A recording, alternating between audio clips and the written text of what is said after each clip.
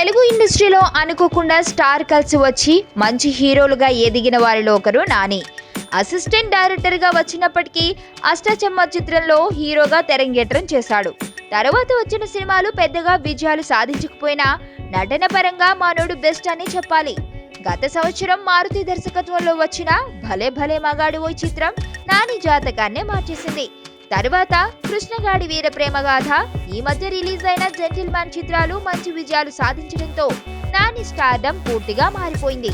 మోహన కృష్ణ ఇంద్రగంటి దర్శకత్వంలో నాని నటించిన gentleman June 17న release అయ్యి ప్రపంచవ్యాప్తంగా 3 రోజుల్లో 8,60,00,000 షేర్ ని వసూలు చేసింది. మొదటి నుండి సినిమా సెన్సేషన్ గా నడుస్తూ ప్రేక్షకులను బాగా ఆకర్షించింది. ఇక నేచురల్ స్టార్ నాని యాక్టింగ్ గురించి చెప్పనక్కర్లేదు. ఇందులో నటించిన Nivetha Thomas performance, Surabhi glamour వెర్సి జెంటిల్మ్యాన్ చిత్రాన్ని హిట్ బాట పట్టించాయి. ఈ చిత్రం ఇప్పటికే దాదాపు 9 కోట్ల షేర్ ని రాబట్టి జెంటిల్మ్యాన్ బయ్యర్లని లాభాల్లో ముంచెత్తడం ఖాయంగా కనిపిస్తోంది. ఏరియాల వారీగా జెంటిల్మ్యాన్ సాధించిన షేర్ ఇలా ఉంది.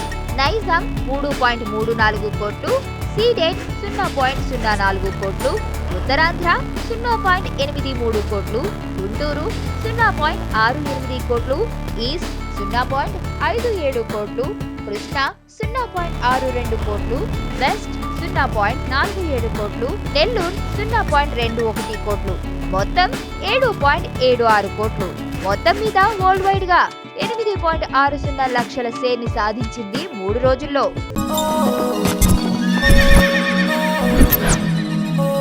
మనకి ఎవడన్నా సాయం చేస్తే మన వాళ్ళ లైఫ్తో వ్యవసాయం చేస్తాం.